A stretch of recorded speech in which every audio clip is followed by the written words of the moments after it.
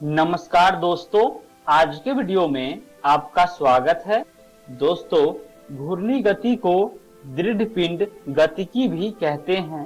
तो सबसे पहले जानते हैं कि दृढ़ पिंड किसे कहते हैं। दोस्तों, दृढ़ पिंड वह होता है जो गैर विकृति होता है। यदि किसी पिंड के आंतरिक दो बिंदुओं के बीच की दूरी नहीं बदलती है तो उस पिंड को दृढ़ पिंड कहते हैं। प्रकृति में पूर्णतः दृढ़ पिंड मिलती नहीं है। सभी वास्तविक वस्तुएं कुछ हद तक विकृत होती है, लेकिन दृढ़ पिंड कई स्थितियों में बहुत उपयोगी होती है जहां विकृति नगण्य होती है। आइए दोस्तों, दृढ़ पिंड सिमुलेशन को समझते हैं। भौतिकी में दृढ़ पिंड ठोस की उस आदर्श अवस्था को कहते हैं जिसमें कोई विकृति नहीं होती है।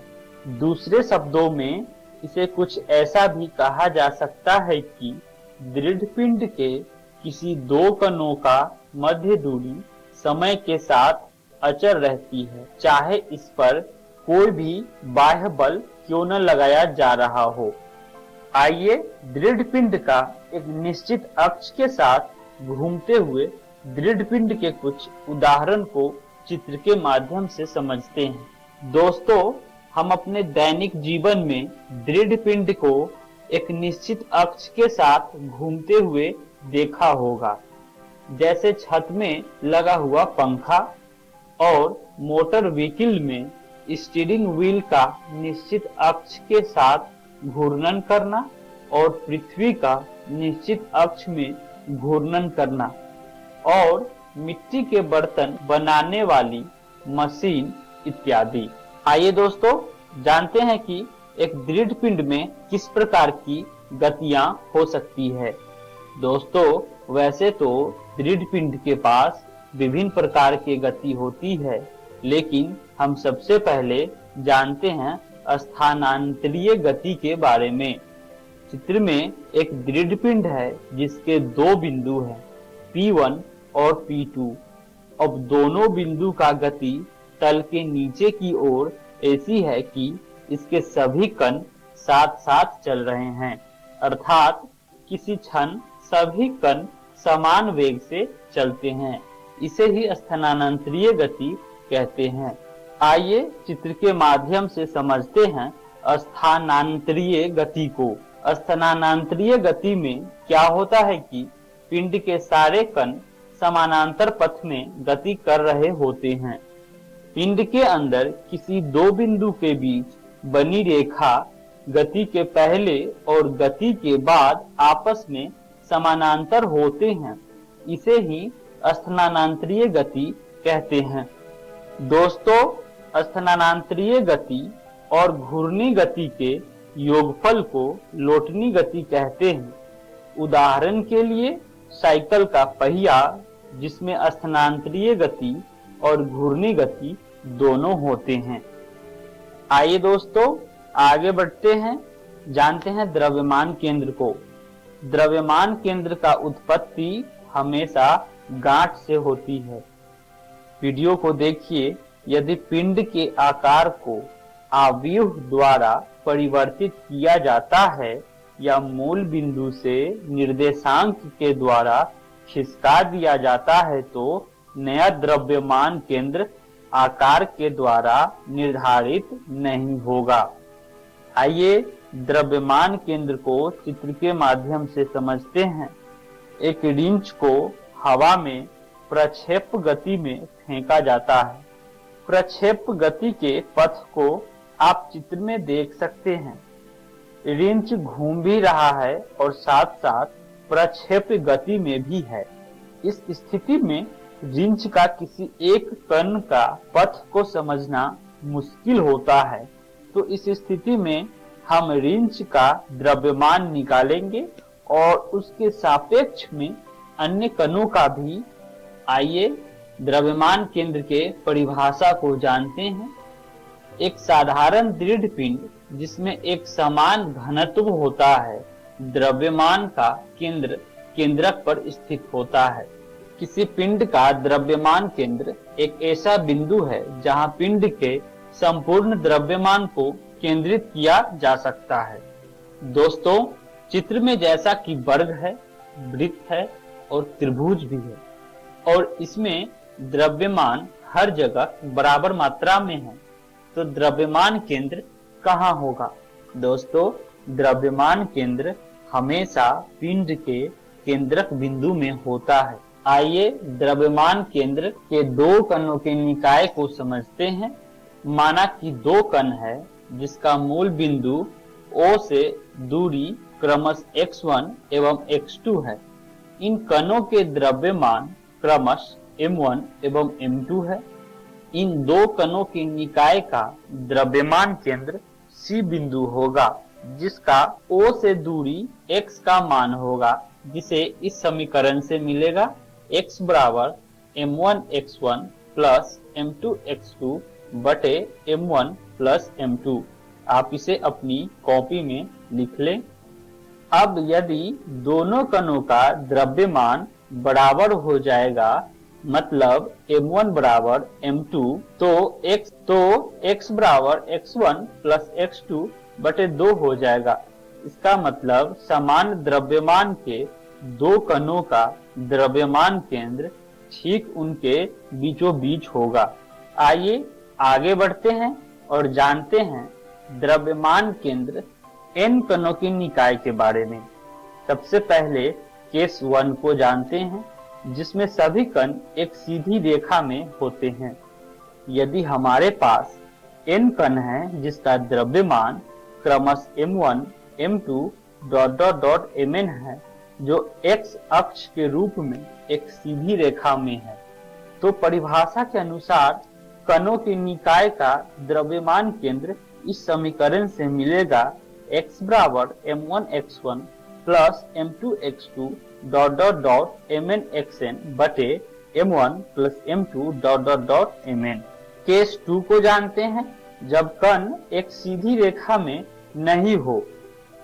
मान लीजिए कि हमारे पास 3 कण हैं जो सीधी रेखा में नहीं है।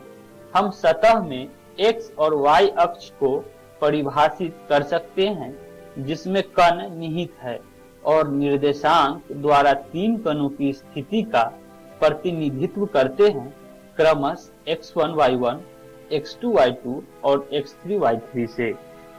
अब जब कण एक सीधी रेखा में नहीं है, तो मान लीजिए कि हमारे पास 3 कण है जिसका द्रव्यमान क्रमश m1, m2 और m3 है।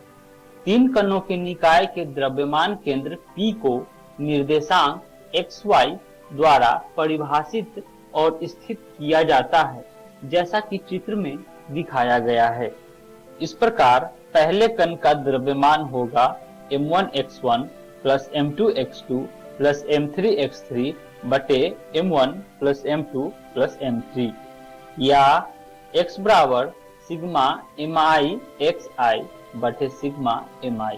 दूसरे कण का द्रव्यमान केंद्र होगा y बराबर m1 y1 plus m2 y2 plus m3 y3 बटे m1 plus m2 plus m3, या y बराबर सिग्मा mi yi बटे सिग्मा mi। अब हम इसे 2D या 3D अंतरिक्ष में n कण प्रणाली के लिए सामान्यीकृत कर सकते हैं, जहां x बराबर m1 x1 plus m2 x2 plus m3 x3 बटे m1 plus m2 plus m3 होगा, या x बराबर सिग्मा mi xi बटे सिग्मा mi। उसी प्रकार y बराबर हो जाएगा सिग्मा mi yi बटे सिग्मा mi, और z बराबर सिग्मा mi zi बटे सिग्मा mi। अब हम लिख सकते हैं कि सिग्मा mi बराबर m यानी सभी द्रव्यमान के योग को बताएगा। अगर सभी द्रव्यमान समान होगा तो इस स्थिति में x बराबर सिग्मा xi बटे n हो जाएगा और y बराबर सिग्मा yi बटे n होगा और z बराबर सिग्मा zi बटे n हो जाएगा। अब यदि संदर्भ के फ्रेम के मूल बिंदु समन्वय प्रणाली को द्रव्यमान का केंद्र चुना जाता है तब सिग्मा mi(xi) बराबर शून्य हो जाएगा, सिग्मा mi(yi) भी शून्य हो जाएगा, उसी प्रकार सिग्मा mi(zi) भी शून्य हो जाएगा। दोस्तों, जब दृढ़ पिंड में बड़ी संख्या में कण मौजूद हैं तो एक कण के ऊपर योग करना असंभव है। चूंकि कणों के बीच का स्थान छोटा है, इसीलिए हम पिंड के द्रव्यमान को निरंतर वितरण के रूप में मान लेते हैं। हम पिंड के द्रव्यमान को छोटे तत्वों में विभाजित करते हैं, अर्थात dm1, dm2, dm3 ... dmn मूल बिंदु से दूरियां x1, x2, xi ... xn तक। तब द्रव्यमान केंद्र होगा x बराबर सिग्मा dmi xi बटे सिग्मा dmi या x बराबर समाकलन xdm बटे m। जैसा कि dm बहुत छोटा द्रव्यमान है, उसी प्रकार y बराबर समाकलन ydm बटे m और z बराबर समाकलन zdm बटे m हो जाएगा। अब हम यदि x, y और z को एक स्थिति सदिश r के रूप में निरूपित करते हैं तो हम द्रव्यमान केंद्र को सदिश के रूप में कुछ इस प्रकार लिखेंगे। r बराबर समाकलन rdm बटे m। द्रव्यमान केंद्र की गति को जानते हैं। दोस्तों, द्रव्यमान केंद्र की परिभाषा जानने के बाद हम कणों के निकाय का भौतिक महत्व को समझेंगे। इसीलिए समीकरण को फिर से इस प्रकार लिख सकते हैं। mr बराबर सिग्मा mi(ri) बराबर m1r1 प्लस m2r2 ... mn(rn) तक। दोस्तों, अब ऊपर के समीकरण के दोनों पक्षों को समय के सापेक्ष अवकलित करने पर हमें एक नया समीकरण मिलेगा। m dr बटे dt बराबर m1 dr1 बटे dt प्लस m2 dr2 बटे dt प्लस ...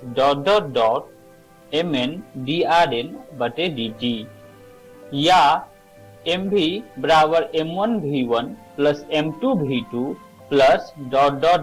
mn vn तक, जहां v1 बराबर dr1 बटे dt ये पहले कणों का वेग को दर्शाता है, वहीं v2 बराबर dr2 बटे dt दूसरे कणों का वेग को बताता है और v बराबर dr बटे dt द्रव्यमान केंद्र का वेग को बताता है। अब समीकरण को समय के सापेक्ष अवकलित करने पर हमें नया समीकरण मिलेगा कुछ ऐसा। m dv बटे dt बराबर m1 dv1 बटे dt प्लस m2 dv2 बटे dt प्लस ... mn dvn बटे dt या ma बराबर m1a1 प्लस m2a2 प्लस ...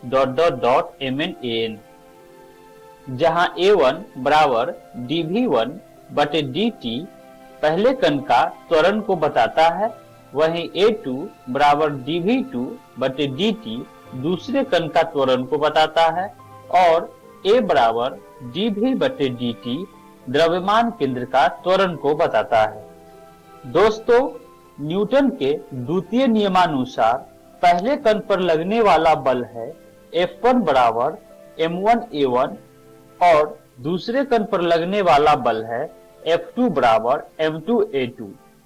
तब हम समीकरण को इस प्रकार भी लिख सकते हैं।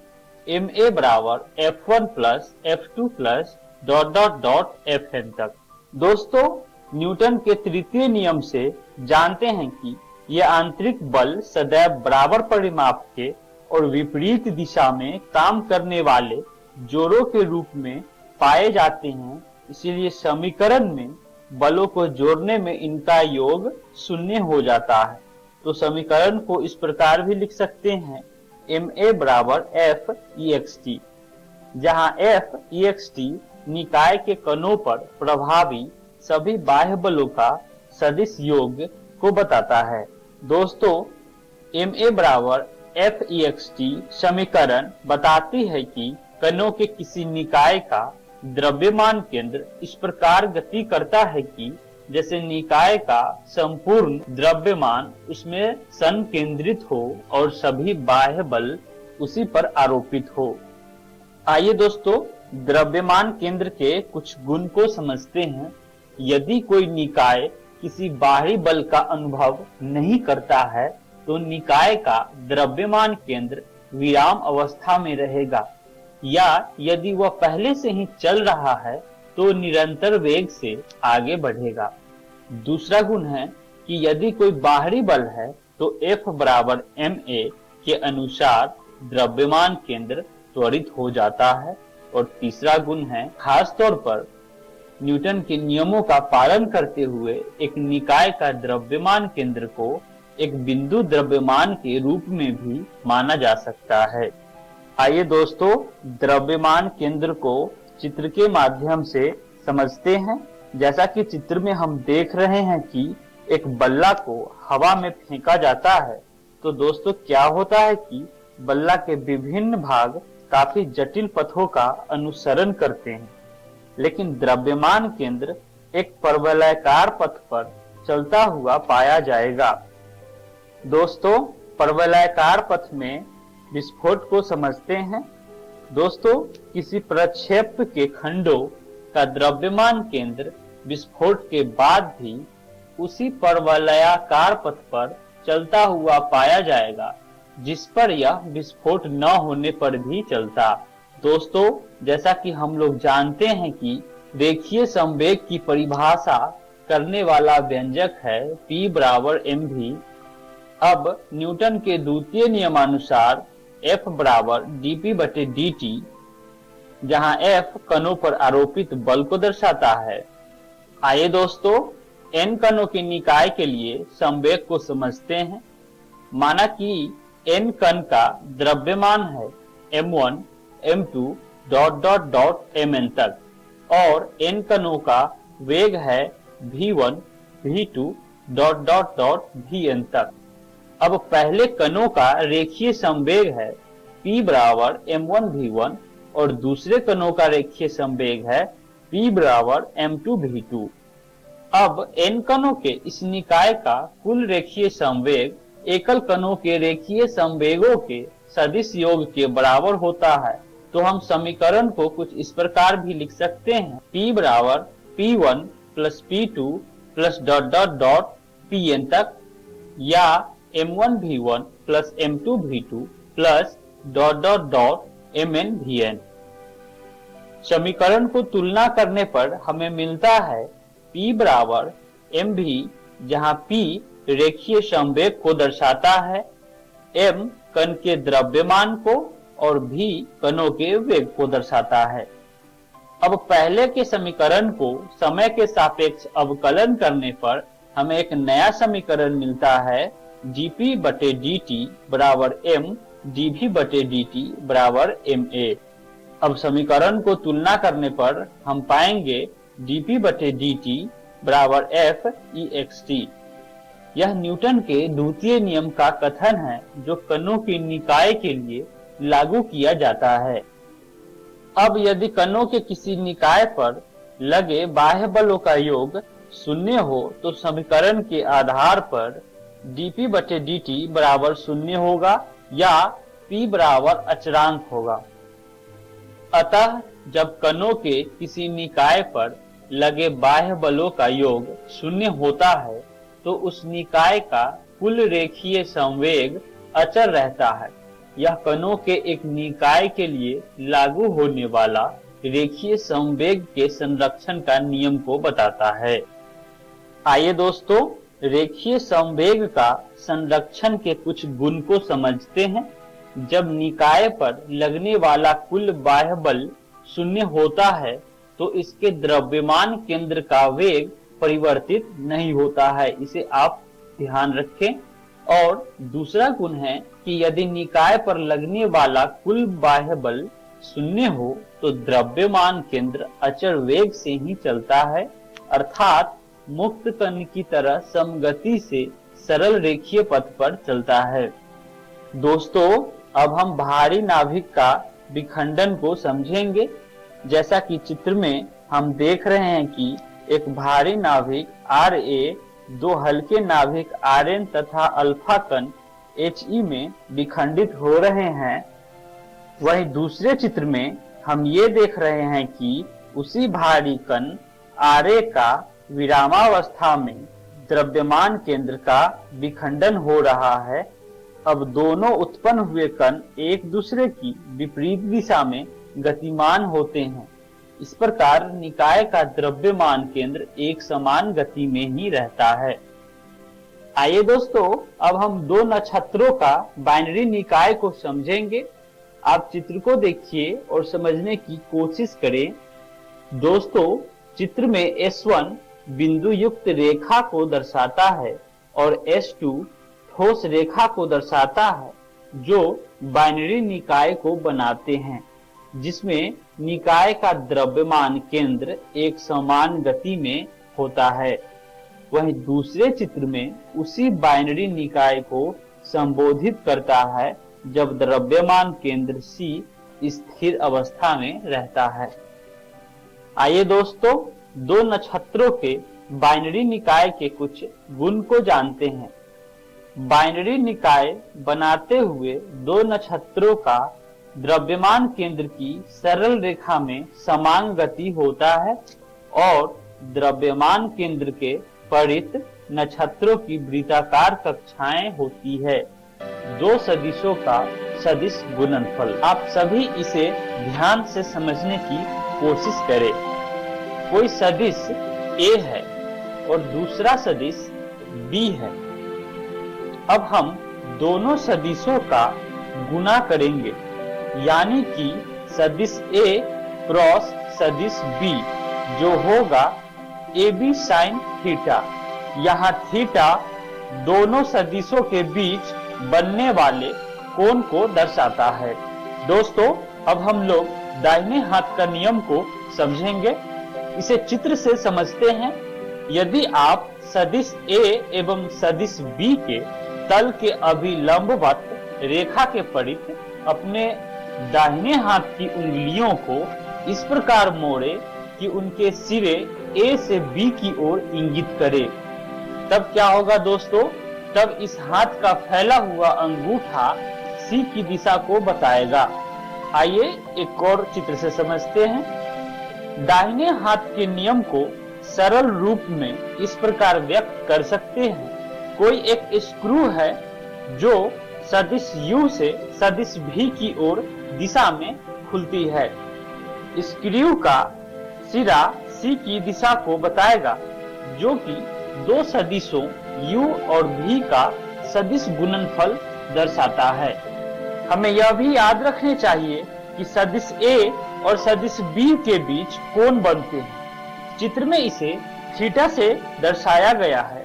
दोस्तों, इस बात का भी ध्यान रखें कि सदिश गुणनफल में क्रॉस चिन्ह का इस्तेमाल किया जाता है, इसीलिए इस प्रकार के गुणनफल को क्रॉस गुणनफल भी कहते हैं। आइए दोस्तों, क्रम विनिमय नियम को जानते हैं।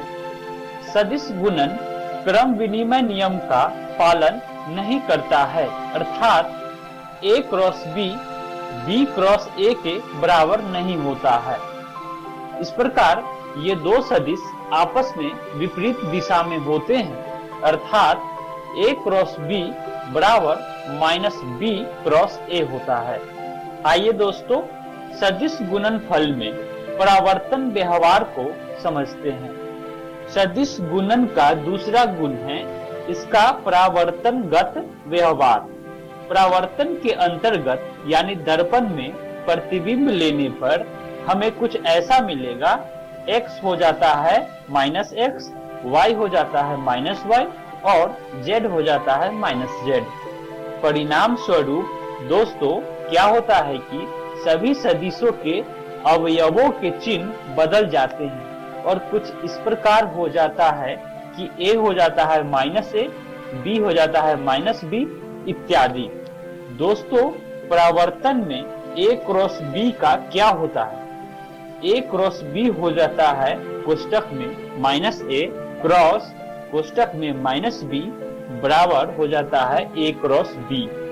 अतः परावर्तन से a क्रॉस b का चिन्ह नहीं बदलता है, आप इसे ध्यान रखें। आइए दोस्तों वितरणशील नियम को जानते हैं। अदिश एवं सदिश दोनों ही गुणन सदिश योग पर वितरणशील होते हैं। अतः a क्रॉस कोष्टक में b प्लस c बराबर a cross b plus a cross c होता है। इसे भी आप ध्यान में रखें। आइए दोस्तों सदिश गुणन को विस्तार से समझते हैं। अगर हम सदिशों का क्रॉस गुणन करते हैं तो हमें हर बार शून्य मिलेगा।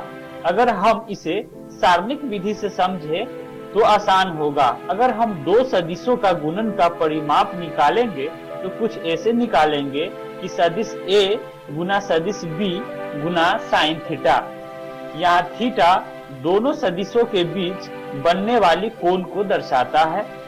यह परिभाषा हमें दो सदिशों का क्रॉस गुणनफल निकालने में भी मदद करेगा, क्योंकि परिमाप और दिशा ऐसे दो पहलू है जो किसी भी सदिश के द्वारा बताया जाता है। अगर हम क्रॉस गुणनफल को दाहिने हाथ नियम विधि से परिमाप निकालते हैं तो हम सदिश गुणनफल को सही परिभाषित कर सकते हैं। दाहिने हाथ नियम से हमें यह भी पता चलता है कि कोई भी दो समानांतर सदिशों का क्रॉस गुणनफल शून्य होगा, क्योंकि समानांतर सदिशों में दो सदिशों के बीच बनने वाला कोण का मान शून्य होता है। और जैसा कि हम जानते हैं कि साइन 0 डिग्री बराबर शून्य होता है, इस प्रकार पूरा सदिश गुणनफल अभिव्यक्ति का मान शून्य होगा। आइए दोस्तों सदिशों के गुणनफल को समझते हैं। i cap cross i cap बराबर j cap cross j cap बराबर k cap cross k cap बराबर शून्य होता है। इसे आप याद रखें। i cap cross j cap बराबर k कैप होता है, क्योंकि i cap cross j cap का परिमाप साइन 90 डिग्री और हम जानते हैं कि साइन 90 डिग्री का मान 1 होता है। ठीक उसी प्रकार j cap cross k cap बराबर i कैप होता है और k cap cross i cap बराबर j कैप होता है।